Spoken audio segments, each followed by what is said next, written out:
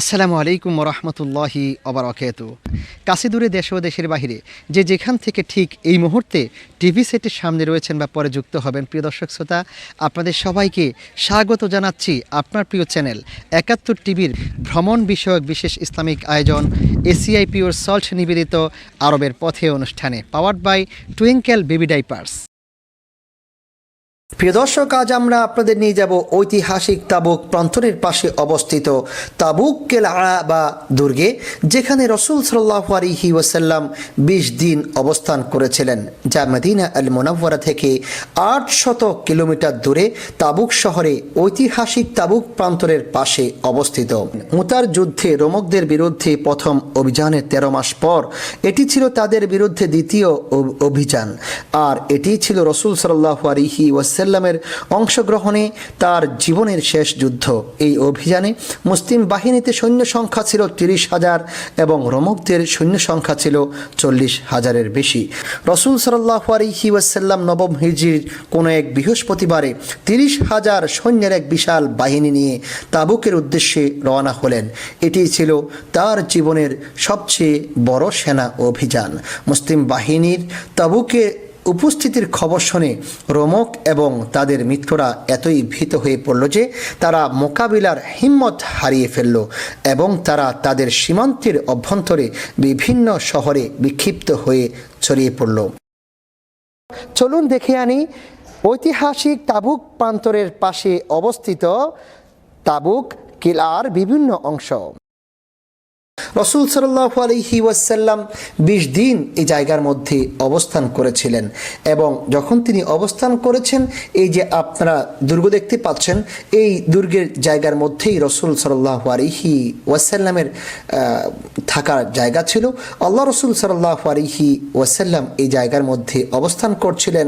আর যখন রোমকরা তারা পালিয়ে গিয়েছিল, তখন খ্রিস্টান শাসনকর্তাদের সঙ্গে এই জায়গার মধ্যে বসে রসুল সাল্লাল্লাহু আলাইহি ওয়াসাল্লাম সন্ধি স্থাপন করেছিলেন।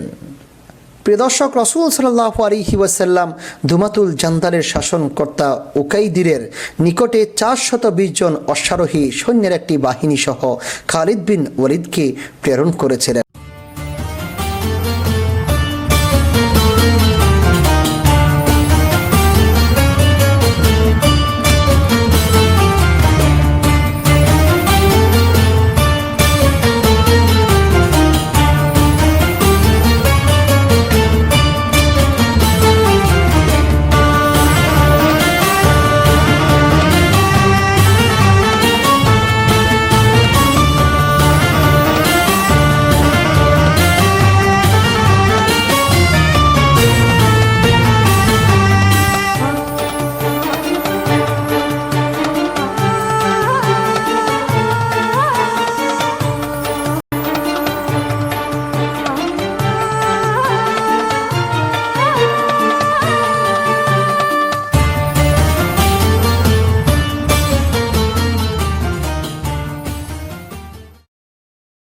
প্রিয় দর্শক, আপনারা দেখছিলেন আপনার প্রিয় অনুষ্ঠান এসিআই পিওর সল্ট নিবেদিত আরবের পথে, powered by Twinkle baby diapers. প্রিয় দর্শক, বিরতির পর আবারও স্বাগত জানাচ্ছি পবিত্র মাহে রমাদান উপলক্ষে ৭১ টিভির ভ্রমণ বিষয়ক বিশেষ ইসলামিক আয়োজন এসিআই পিওর সল্ট নিবেদিত আরবের পথে অনুষ্ঠানে, powered by Twinkle baby diapers. উকাইদিরকে রসুল সাল্লাল্লাহু আলাইহি ওয়াসাল্লামের দরবারে আনা হলো। অতঃপর ২০০০ উট, ৮০০ গোলাম, ৪০০ লৌহবর্ম, ৪০০ বর্ষা দেবার শর্তে এবং জিজিয়া কর প্রদানে স্বীকৃত হওয়ায় তার সঙ্গে সন্ধি চুক্তি সম্পাদিত হলো, যেমন ইতিপূর্বে আয়লা, তেবুক ও তাইমার সাথে সম্পাদিত হয়েছিল। একইভাবে রোমকদের মিত্র অন্যান্য গোত্রসমূহ তাদের পুরানো মনিবদের ছেড়ে মুসলিমদের নিকটে এসে মৈত্রীবন্ধনে আবদ্ধ হতে শুরু করলো। এভাবে একেবারেই বিনা যুদ্ধে কোনোরূপ জানমালের ক্ষয়ক্ষতি ছাড়াই আল্লাহর গায়েবী মদদে মদিনার ইসলামী খেলাফতের সীমানা বিস্তৃত হয়ে রোম সাম্রাজ্যের প্রান্তসীমা পর্যন্ত পৌঁছে গেল। প্রিয় দর্শক, রাসূলুল্লাহ সাল্লাল্লাহু আলাইহি ওয়াসাল্লাম ফিরে আসার পথেও অনেক মুজিজা প্রকাশিত হয়েছিল।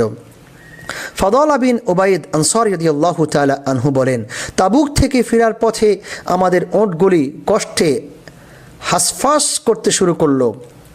রাসূল সাল্লাল্লাহু আলাইহি ওয়াসাল্লামের নিকটে বিষয়টি পেশ করা হলো। তিনি দোয়া করলেন। অতঃপর মদিনায় আসা পর্যন্ত তারা আর দুর্বল হয়নি। রাবি বলেন, এটি ছিল রাসূল সাল্লাল্লাহু আলাইহি ওয়াসাল্লামের দোয়ার বরকত। তার এই দোয়া শক্তিশালী ও দুর্বলের উপর আমরা ফলতে দেখেছি। অতঃপর সমুদ্রের উপরে ফলতে দেখলাম। তখনই যখন আমরা 27 হিজরিতে উসমান রাদিয়াল্লাহু তাআলা আনহুর খেলাফতকালে মুয়াবিয়া রাদিয়াল্লাহু তাআলা আনহুর নেতৃত্বে রোমকদের বিরুদ্ধে নৌযুদ্ধে গমন করেছিলাম।